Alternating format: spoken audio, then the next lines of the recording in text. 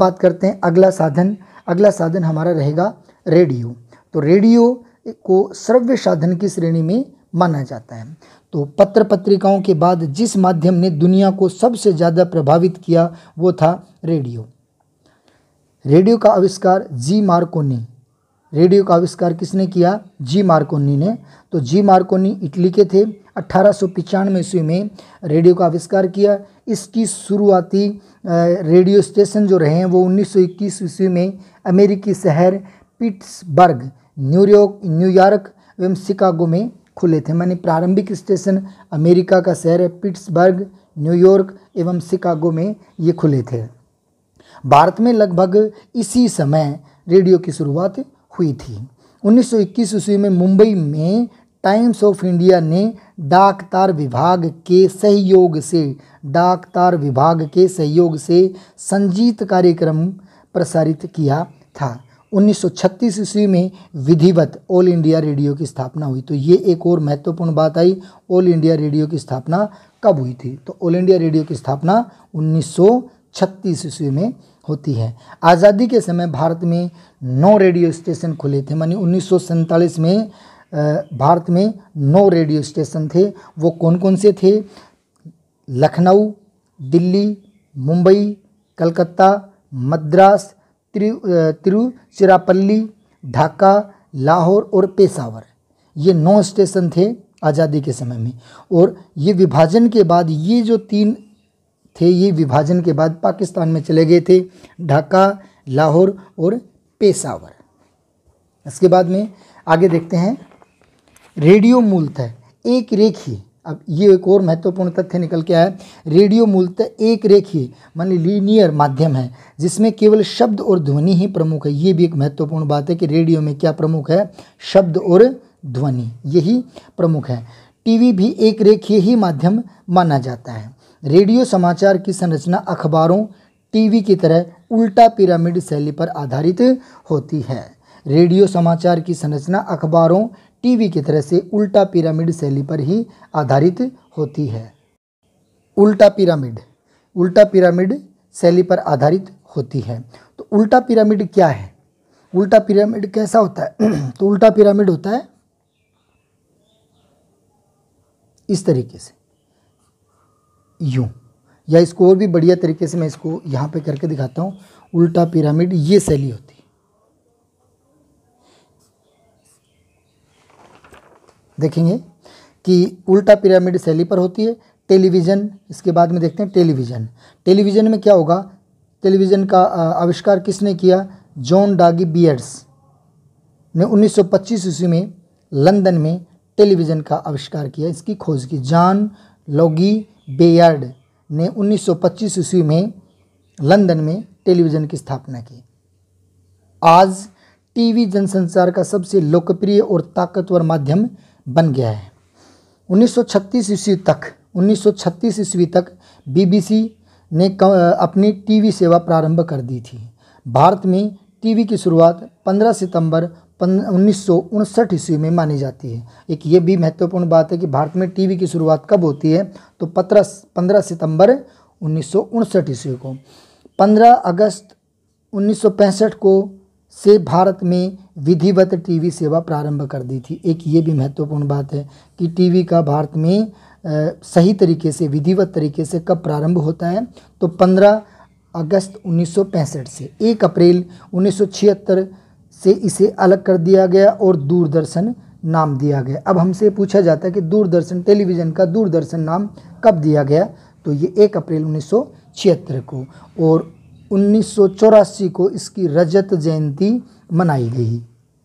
आगे बात करते हैं सिनेमा की। तो सिनेमा, इसकी खोज थॉमस एडिसन ने 1892 ईस्वी में की। सिनेमा मनोरंजन का सबसे सशक्त माध्यम माना जाता है। इसका आविष्कार का श्रेय थॉमस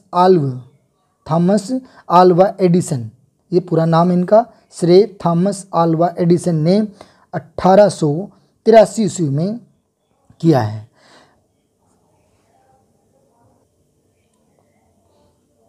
विधिवत तरीके से 1883 ईस्वी में ये प्रारंभ हो जाता है और सही तरीके से आ जाता है 1892 ईस्वी में। 1894 ईस्वी में फ्रांस में पहली फिल्म बनी थी। फ्रांस की पहली फिल्म या इसकी सिनेमा की पहली फिल्म पूरे विश्व में जो बनी थी वो थी the arrival of train. Bharat में पहली मूक फिल्म बनी, उसका श्रेय किसको जाता है? तो दादा साहेब फाल्के, और आज इनकी याद में दादा साहेब फाल्के पुरस्कार भी दिया जाता है। दादा साहब ने 1913 ईस्वी में राजा हरिश्चंद्र मूक फिल्म, पहली मूक फिल्म बनाई थी। मूक फिल्म मतलब गूंगी फिल्म, मतलब कोई आवाज़ उसमें नहीं थी।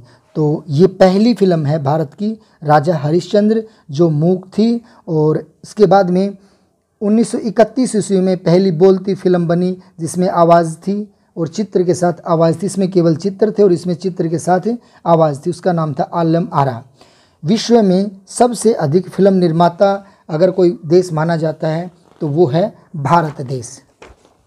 इसके बाद में देखते हैं इंटरनेट, जिसको हिंदी में अंतर्जाल के नाम से जाना जाता है।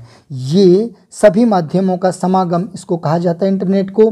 दुनिया के कोने कोने तक इंटरनेट की पहुंच आज हो चुकी है। यह अंतरक्रियात्मक माध्यम है, एक ये महत्वपूर्ण बात है, ये अंतरक्रियात्मक माध्यम है। इंटरनेट को एक टूल, औजार के रूप में हम मान सकते हैं, क्योंकि हाँ हर तरह की प्रश्नों का समाधान जो संग्रहित है वो मिल जाता है, तो ये टूल है। शोध में इंटरनेट का महत्वपूर्ण योगदान भी रहता है। एक सेकंड में लगभग, ये सबसे इम्पोर्टेंट कथन है यहाँ, एक सेकंड में लगभग 56 किलोबाइट्स, एक सेकंड में लगभग 56 किलोबाइट्स शब्दों की बात करें तो लगभग 70,000 शब्द भेजने की क्षमता इंटरनेट के पास है। ईमेल के जरिए एक सेकंड में 70,000 शब्द एक जगह से दूसरी जगह पर भेजे जा सकते हैं। सच्चे अर्थों में इंटरनेट की शुरुआत 1983 से लेकर के 2002 के बीच में मानी जाती है। ये पहला चरण था इसका। भारत की पहली गंभीर इंटरनेट साइट जो मानी जाती है वो rediff.com मानी जाती है। ये भी महत्वपूर्ण बात है। भारत की पहली गंभीर इंटरनेट साइट कौन सी है? तो rediff.com। और वेबसाइट पर विशुद्ध पत्रकारिता शुरू करने का श्रेय किसको जाता है? तो वो जाता है तहलका.com को। हिंदी का संपूर्ण ऐसा कौन सा पोर्टल है?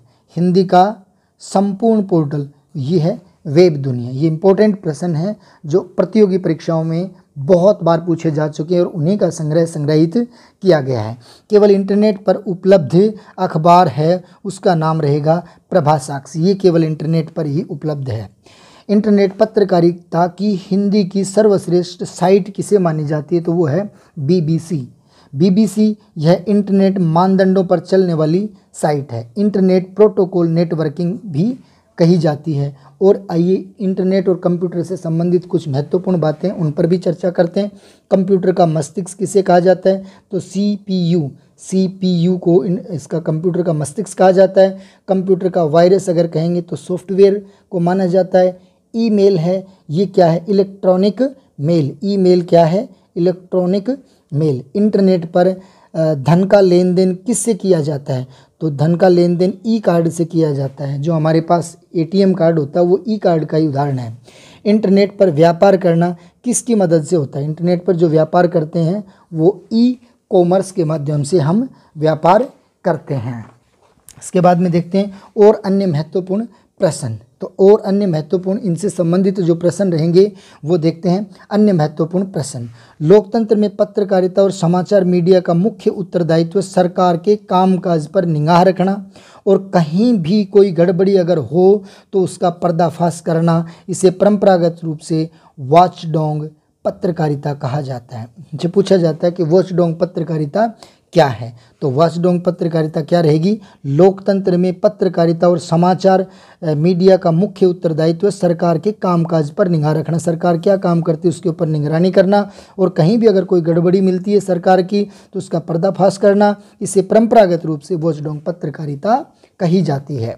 किसी विचारधारा या उद्देश्य या मुद्दे के पक्ष में जनमत बनाने के लिए लगातार जोर शोर से अभियान चलाते हैं। इस तरह की पत्रकारिता को पक्षधर या एडवोकेसी पत्रकारिता कहा जाता है।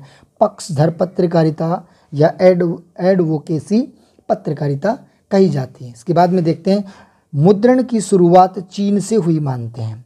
चीन से हुई, लेकिन आज हम जिस छापे खाने को देखते हैं इसके आविष्कार का श्रेय जर्मन के गुटेनबर्ग को जाता है। ये महत्वपूर्ण बात है। इसके बाद में यूरोप में पुनर्जागरण रेनेसा की शुरुआत में छापे खाने की अहम भूमिका रही थी। माने यूरोप के पुनर्जागरण में छापे खाने की महत्वपूर्ण भूमिका रही है। भारत में पहला छापा खाना 1556 ईस्वी में, भारत में पहला छापा खाना, ये भी इम्पोर्टेंट बात है। तो भारत में पहला छापा खाना 1556 ईस्वी में गोवा में खुला था। इसे मिशनरियों ने धर्म प्रचार की पुस्तकें छापने के लिए खोला था। माने धर्म की पुस्तकें छापने के लिए इसे बनाया गया था। उल्टा पिरामिड शैली में सबसे महत्वपूर्ण समाचार सबसे पहले दिखाया जाता है, इसके बाद कम और फिर घटते क्रम में दिखाया जाता है। मान लीजिए उल्टा पिरामिड ये है और इसमें क्या है, सबसे महत्वपूर्ण समाचार पहले यहाँ दिखाया जाएगा। इसके बाद में दूसरा, इससे जो कम महत्वपूर्ण समाचार रहेगा, इससे कम महत्वपूर्ण समाचार रहेगा, वो यहाँ आ जाएगा। इसके बाद में अगर और इससे कम महत्वपूर्ण समाचार है तो वो फिर इसके बाद में यहाँ आ जाएगा। मतलब सबसे महत्वपूर्ण समाचार, उससे कम महत्वपूर्ण समाचार, सबसे कम महत्वपूर्ण समाचार, इसमें इस तरीके से उल्टा पिरामिड शैली होती है। उल्टा पिरामिड में समाचार को 3 भागों में बांटा जाता है। एक तो एंड्रो, जो इसको हम मुखड़ा कहते हैं, सबसे पहले कहते हैं एंड्रो। उसके बाद में बॉडी, तो ये हमारा बॉडी पार्ट रहेगा। और उसके बाद में समापन, तो समापन जैसी वैसे इस समाचार पत्र में कोई चीज़ नहीं होती है, ये एंड ही माना जाता है। जो सबसे लास्ट में कम महत्वपूर्ण समाचार है वो समापन ही माना जाता है। अब देखते हैं इन तीनों के बारे में। एंड्रो क्या है, इसे लीड न्यूज़ कहा जाता है, हिंदी में इसको मुखड़ा भी कहते हैं। इसको लीड न्यूज़ भी कहते हैं, समाचार भी कहते हैं, इसको मुखड़ा भी कहते हैं।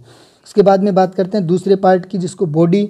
विस्तृत ब्यौरे के साथ दिखाया जाता है। कोई भी न्यूज़ होती है उसको लंबा चौड़ा पूरा फैला के दिखाया जाता है, कब कहाँ क्या किस प्रकार से रहा।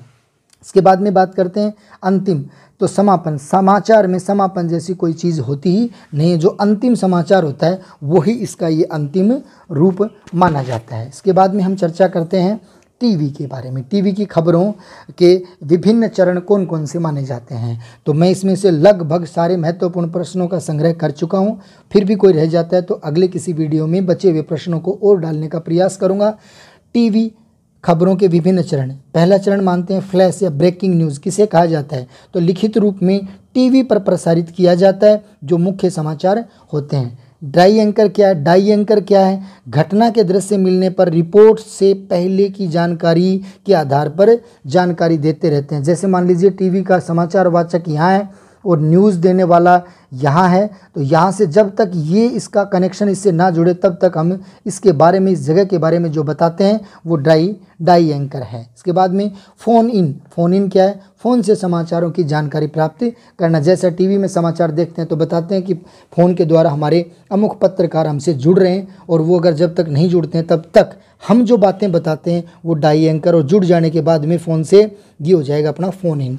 आगे देखते हैं एंकर विजुअल। ये घटना के दृश्य को दिखाता है, जो घटना घटी वहाँ के दृश्य को दिखाता है, ये एंकर विजुअल कहलाता है। एंकर बाइट क्या होता है, तो प्रत्यक्षदर्शियों के कथन प्रसारित जो किए जाते हैं वो एंकर बाइट होती हैं। इसके बाद में लाइव। लाइव क्या, किसी भी प्रोग्राम का, कार्यक्रम का सीधा प्रसारण है वो लाइव प्रोग्राम कही जाता है। हम इसको यूँ भी कह सकते हैं, बिना काट छांट के जो कार्यक्रम प्रसारित किया जाता है, सीधा प्रसारित किया जाता है, वो है लाइव। एंकर पैकेज क्या है, तो विशेषज्ञों की राय जो प्रसारित की जाती है वो एंकर पैकेज होता है। अब देखेंगे हम, किसी भी समाचार लेखन में 6 ककार होते हैं, ये विशेष ध्यान रखना है। ककार कितने होते हैं, 6। कोई कितनी छोटी से छोटी न्यूज़ हो, कोई कितनी बड़ी से बड़ी न्यूज़ हो, उसमें ये 6 प्रश्नों के उत्तर आपको मिलेंगे। कौन कौन से हैं, क्या, किसने, कहाँ, कब, क्यों और कैसे। इन 6 प्रश्नों के उत्तर, चाहे वो न्यूज़ इतनी बड़ी सी हो या पूरे पृष्ठ की हो, इसमें 6 प्रश्नों के उत्तर होना अति आवश्यक है। विस्तार से हम आगे किसी वीडियो में इसके बारे में पढ़ेंगे। आगे अंतिम की तरफ बढ़ते जा रहे हैं। फीचर क्या होती है, तो फीचर के बारे में 10th 12th के बच्चे जो हैं बोर्ड में पूछी जाती है, तो इसमें काफ़ी बार गुमराह से हो जाते हैं, तो उनके लिए भी मैंने यहाँ एक टॉपिक डाल दिया। फीचर क्या है, फीचर को कई फिल्म मान लेते हैं, फिल्म अलग चीज़ है, वो दृश्य फीचर लेखन की विधा है। तो देखेंगे फीचर में उल्टा पिरामिड शैली का प्रयोग नहीं किया जाता, उल्टा पिरामिड शैली नहीं होती इसमें। फीचर लेखन का कोई एक फार्मूला या ढांचा भी नहीं होता है। फीचर की भाषा शैली काफ़ी हद तक कथात्मक शैली की होती है, कथा की तरह लिखी जाती है। जैसे कहानी कहते हैं ठीक उसी प्रकार से वो भी कही जाती है।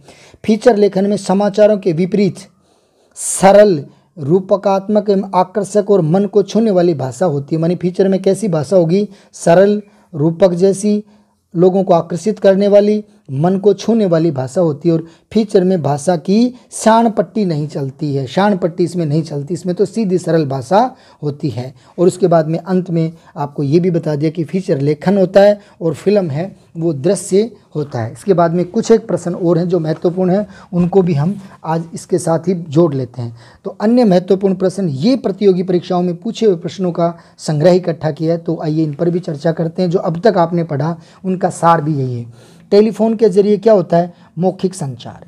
संचार प्रक्रिया कैसी है? अंतरक्रियात्मक है। ढेर सारे गेटकीपर या द्वारपाल किस में होते हैं? तो ये जनसंचार में होते हैं। ये वही प्रश्न है जो आपने अभी तक पढ़े, उनमें से महत्वपूर्ण प्रश्नों को यहाँ छांटा है रिवीजन के लिए। प्रिंट मीडिया के जरिए खबरों का आदान प्रदान क्या कहलाता है? तो पत्रकारिता। लाइव का अर्थ क्या है? सीधा प्रसारण। संचार शब्द की उत्पत्ति किससे हुई है? चर, और आपको बताया था चर का मतलब चलना होता है। एनकोडिंग संदेश की भाषा होती है। जो ये लिखा हुआ है एनकोडिंग, और आप इसको पढ़ समझ रहे हैं, वो डिकोडिंग होता है। संचार में स्रोत होता है संदेश भेजने वाला। संचार में बाधक तत्व कौन से होते हैं? क्या माना जाता है? बाधक तत्व को शोर कहा जाता है। प्रार्थना, पूजा अंतर्वैयक्तिक संचार की श्रेणी में आते हैं। शीघ्र प्रतिक्रियात्मक मानी फीडबैक, फीडबैक को हिंदी में क्या कहते हैं? शीघ्र प्रतिक्रिया कौन से संचार में मिलती है? तो अंतर्वैयक्तिक संचार में तुरंत हमें फीडबैक प्राप्त हो जाता है। जो आदमी आपके पास खड़ा होकर के बात कर रहा है तो उसका हमें शीघ्र ही प्रतिक्रिया प्राप्त हो जाती है। ग्राम पंचायत, संसद या सभा है वो समूह संचार का सफल उदाहरण माना जाता है।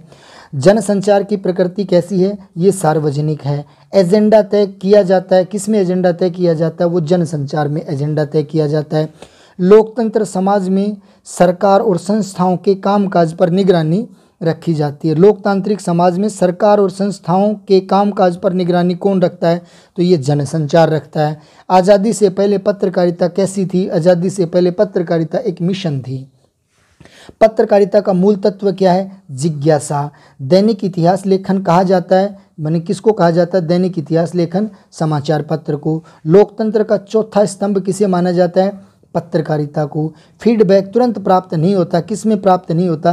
तो जनसंचार में तुरंत प्राप्त नहीं होता। निश्चित मानदेय पर काम करने वाले पत्रकार को अंशकालिक पत्रकार कहा जाता है। मैं उम्मीद करता हूँ ये वीडियो ज़रूर थोड़ा बड़ा, लेकिन ये प्रिंट मीडिया से संबंधित first grade, second grade, net और अन्य महत्वपूर्ण प्रतियोगी परीक्षाओं के लिए तो महत्वपूर्ण है ही है, साथ ही साथ 10th 11th और 12th CBSE के विद्यार्थियों के लिए भी बहुत महत्वपूर्ण, और BA BSc के विद्यार्थियों के लिए भी अति महत्वपूर्ण सिद्ध होगा, ऐसी उम्मीद है। और आप लगातार इतनी देर तक वीडियो तक बने रहें। आप सबका धन्यवाद। थैंक यू, बहुत बहुत धन्यवाद।